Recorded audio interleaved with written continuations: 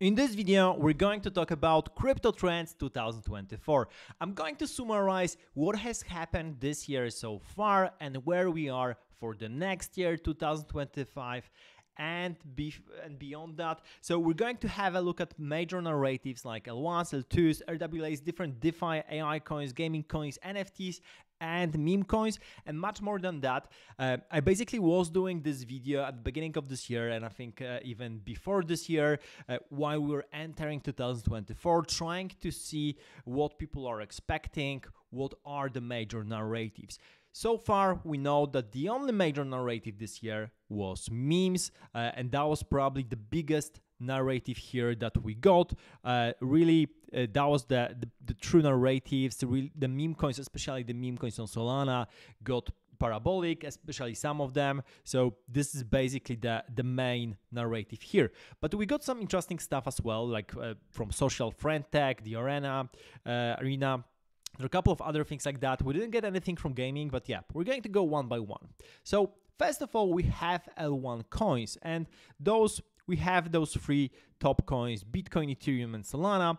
And of course, as you know right now, the price action for Bitcoin is pretty good. If you look at the overall market, we're still higher than we were at the beginning of the year. If you were to go with 1 year chart, you can see that we were entering this year, January, at the level of 40K. We're currently at the level of 55, 56K. So it's pretty good. It never got below 50K after that. So that's pretty good. Of course, we had a high of $73,000, so that was pretty good. But basically, Bitcoin is doing really okay, and there's nothing to worry here, I think, because we have the ETF and we have a bunch of other things. Also, Solana get a lot of momentum. If you look at 1 year chart, then basically, again, the beginning of the year we're below $100. Then roughly touching $120, then falling to $100, and then it exploded to close to $2,000, and I think it touched $2,002 on March 18. That was the top for this year so far, but then it got down multiple times. There we had a little bit of the roller coaster, but usually we get in this range between $200 and $130, going up and down, and basically right now Solana is $130. Apart from, I think, August 5th, where it got down to like 119, I think, or even lower than that, the Solana was doing really great and is still doing really well, especially if you look at charts like Solana to Bitcoin or Solana to Ethereum. So for Ethereum, the price action wasn't that good this year. This is one of the majors that really underperformed. So far, if you look at the 1 year price, then basically we got down to where we were entering the year. So we're entering the year with even a little bit higher, because we have $2,500. Currently, we're sitting at $2,300. We have basically the price action then going to $4,000, crossing that even for a brief moment, and then falling down, raising again, falling down, and then never really retrieving. There was a downtrend from basically May and June to right now. So that's a big downtrend here, especially looking at the potential scenario here. I basically try to get into the chart what other people are saying, and basically there are three scenarios that might play out in the future for Ethereum. Of course, nothing here is financial advice. Crypto is risky and you can lose all your capital, but probable scenarios here are we're going to get even more bearish on Ethereum, that's going down to like 1,800. Or there are two bullish scenarios. One is more bullish than the other. Super bullish meaning we're going to raise up to 2,500, then a little bit down, and then again back to over 3,000.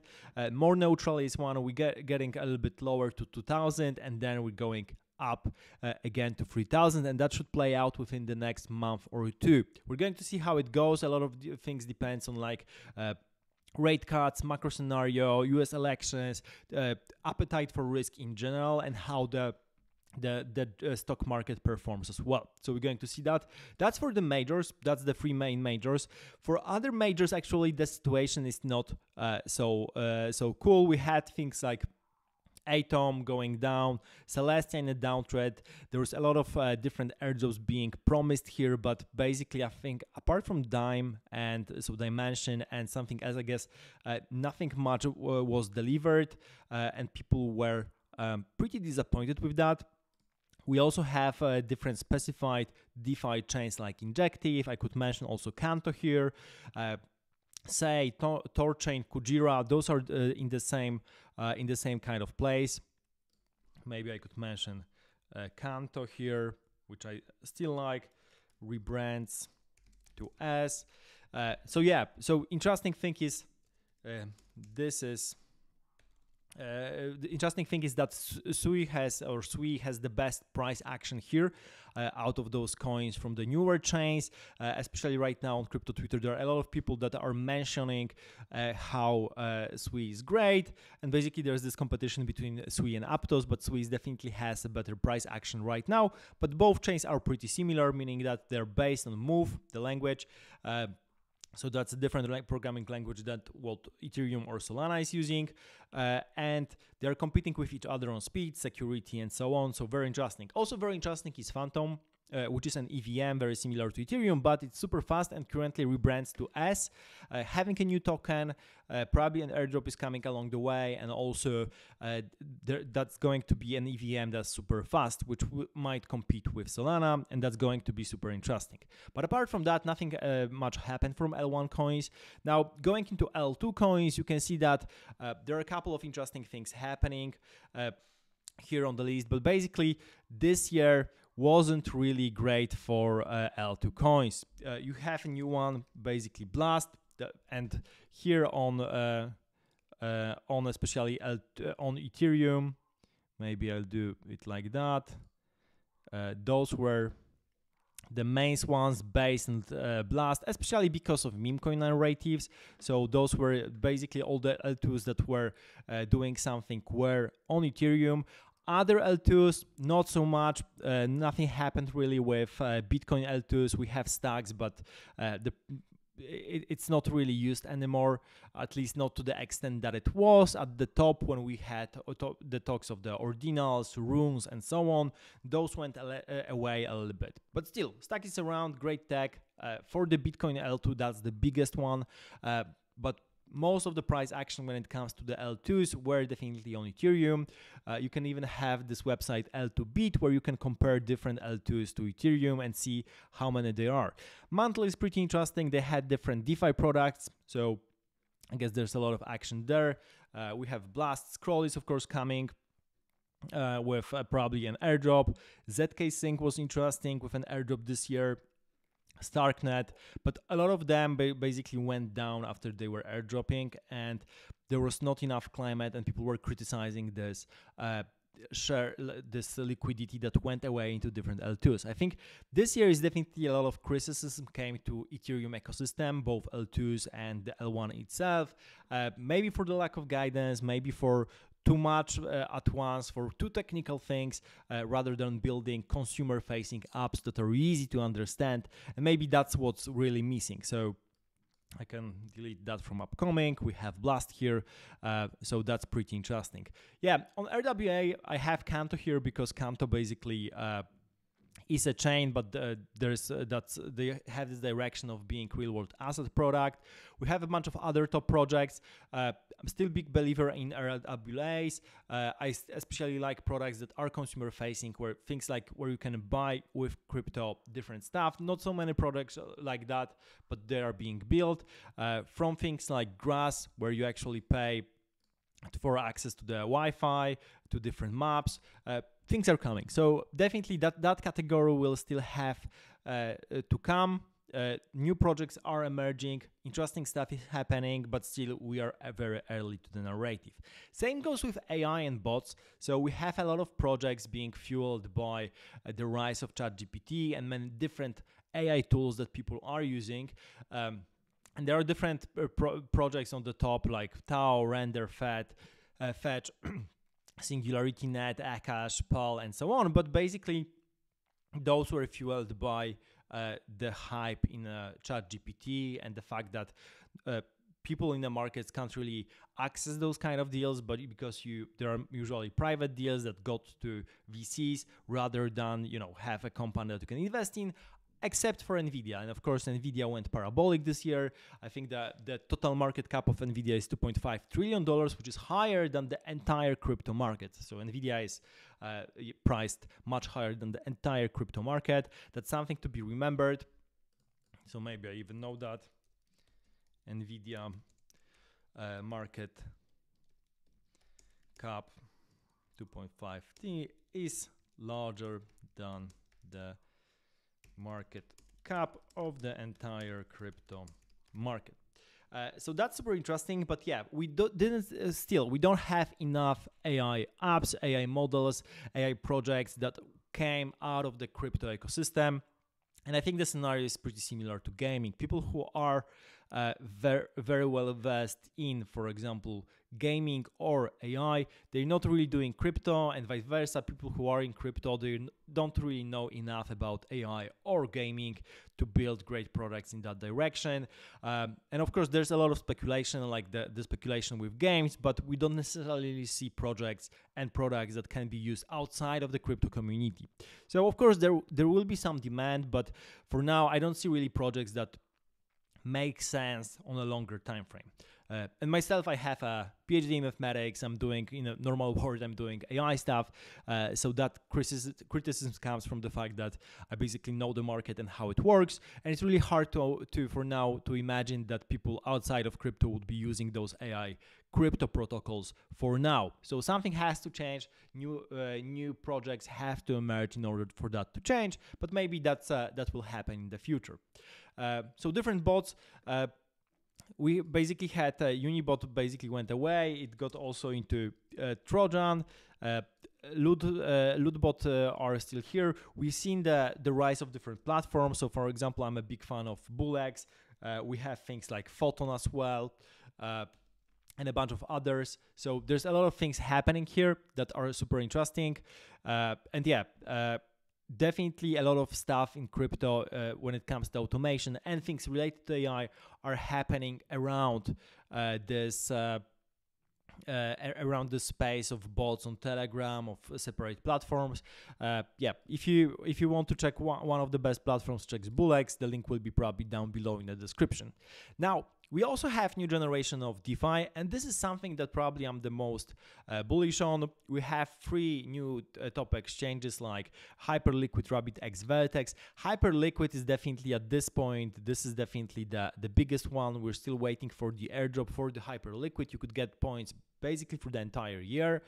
This is the biggest ones. They have a great user experience. They basically feel like a proper exchange, like Binance, but basically everything is happening on chain, which is really great. They keep on adding new coins. You can use, I think, up to 50x leverage on at least majors like Ethereum and Bitcoin, and on smaller coins you can get, I think, 5x or 10x leverage, which is great. Everything is happening on their own chain as well, so they're super fast. Really great stuff. So Hyperliquid I'm super bullish on, and we have this new generation of DeFi, which is really great.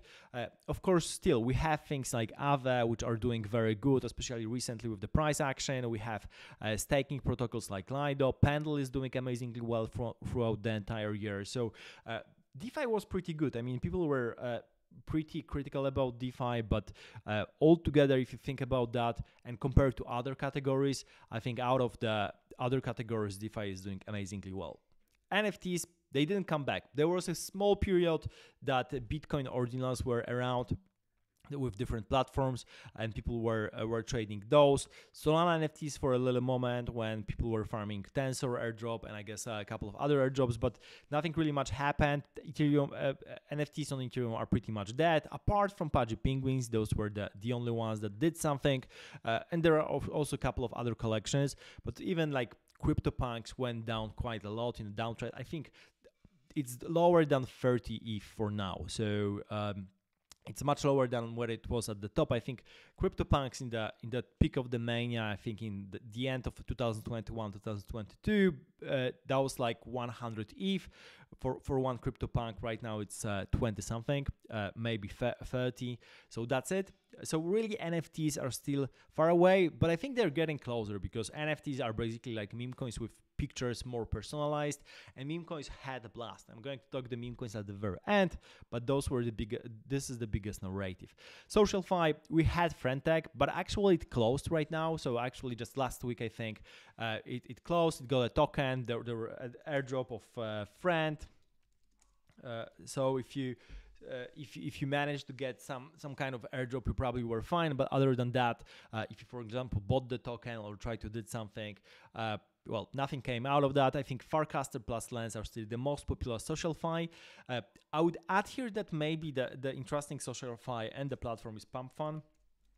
This is because they have a huge social aspect of comments and live streaming that really gets into social. And I think they're great for that. But I'm going to talk about social about the pump.fun in the memes category. So let's get a little bit above for now. Two last categories before meme coins. I want to talk about gaming. Nothing really came out. So we basically waiting maybe for 3 different things. GIGA Labs, they creating the guys behind Board API Club. They still working on a massive game. Don't know what is coming out of that. They presented some smaller games that people were pretty excited about when it came out, but nothing more. Treeverse from Loopify, that's I'm pretty excited about. It looks like action RPG, a little bit like Hades, that I really like. So it's really cool, looks cool. We're going to see what will happen out of that. And we have Illuvium, which is massive RPG game. I've seen some reviews online, not really optimistic. Currently, the game is out, I think, in some kind of early version, but it's really tricky to make. Again, non-crypto people play these games, and really the game has to be good. And I think those games created by people who are game developers before starting crypto projects, they're going to have a hard time because gaming is a very competitive industry, and also going through the crisis itself because there are so many different games being released daily that you really have to have something extra in order to get their attention. And those crypto games do not have that. So that's a huge problem. I would probably expect something like much smaller to get it. I'm not expecting any AAA games. We haven't seen those this year, and nothing good really. So probably something smaller. Like if you were to just go after like smaller games, maybe, roguelikes, RPGs, but on a smaller scale, maybe some kind of action game, something that people can play together. So that would go more into the SocialFi context. That would be really great. But we yet have to see that. I think we need really game developers to join crypto rather than crypto raising money for gaming, because really nothing interesting is coming out of that. So yeah, I'm pretty pessimistic when it comes to gaming crypto, at least for now. So that's one thing. Okay, going into infrastructure, this is a more bullish category. We've seen PEPE network, especially last year. I think they did the airdrop, and usually the infrastructure has to grow with the crypto, with the size of the crypto market. We have apart from a PEPE network, we have the usual players like Chainlink, Aave, Filecoin. Aave is building something interesting. They're building, I think, the new chain. AC computer, I think that's the name, or AC 2.0. They're doing something very interesting. I think that you can get for the testnet right now. They're trying basically to have all the kind of potential computations on chain and more, and very cool stuff there. So they're going beyond just storage. So just wanted to mention that. Really innovating there. We're going to see what will happen. That will probably happen in 2025. Now, finally, the biggest and probably the best category in crypto in 2024, because this is the honest category. It's all about having fun. Memes.